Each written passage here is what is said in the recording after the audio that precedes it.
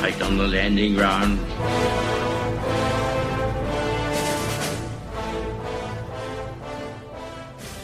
Thank you for joining us. You are listening to A Radio, and this is the Morning Moment. Please click on the follow button on Spreaker.com. While the recent UK general election is still fresh in our minds, I want to read you part of a document which covers the UK Labour Party's costs and the facts. This article is from the Guardian newspaper, but that's not the point. They very kindly produced it. You really should read this. Please note, there is one glaring omission, that of zero mention of national defence. That alone should speak volumes to anyone. The first responsibility of any government or anyone seeking to form a government should be and is defending its sovereignty. No mention at all. This comes, as I say, from the Guardian newspaper. I will put a link to it on my website. It's called What Would Labour's Manifesto Cost? The Labour Party's manifesto was accompanied by a document detailing what the pledges would cost and how the Labour Party intends to raise the money. Please bear in mind that these figures are additional cost increases, not existing ones. They plan to spend, or they did plan to spend, £48.6 billion. That doesn't matter what currency it is, that's a lot of money. They plan to spend an additional £11.2 billion on universities.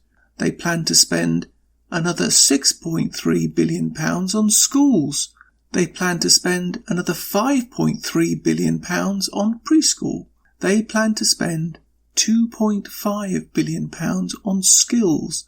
They plan to spend another £5 billion on healthcare. Spend another £2.1 billion on social care. They plan to spend £600 million more on nurses.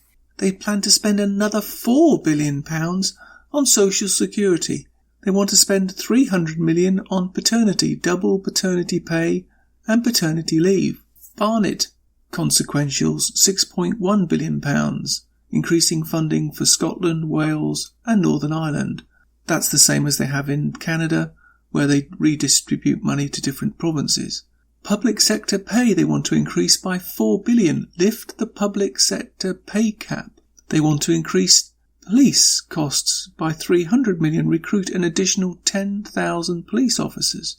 Other current spend items, £600 million, including abolition of employment tribunal fees, additional border guards, firefighters, HMRC tax collection staff. Now, how do Labour plan to pay for this £48.6 billion increase? Here we go. Labour make a £3.9 million allowance for additional behavioural change and uncertainty, reducing the total tax take. Corporation tax, £19.4 billion, raising the headline rate from 21% to 24% in 2018-19, and in 2019-2020 they plan to raise it to 26%. Income tax, £6.4 billion increase. Offshore company property levy, £1.6 million. A charge made against purchases of residential property by offshore trusts located in known tax havens. Tax avoidance, £6.5 million, linked to Labour's programme to tackle tax avoidance and evasion. Stamp duty, that's a tax on houses. Extension of stamp duty, reserve tax to derivatives and removal of exemption. Corporation tax, £3.8 billion. Reversing tax giveaways, £3.7 billion on capital gains tax, inheritance tax, bank levy and scrapping married persons tax allowance. VAT on private school fees and other, £2.6 billion. So VAT on the schools is 1.6 and other is 2.6.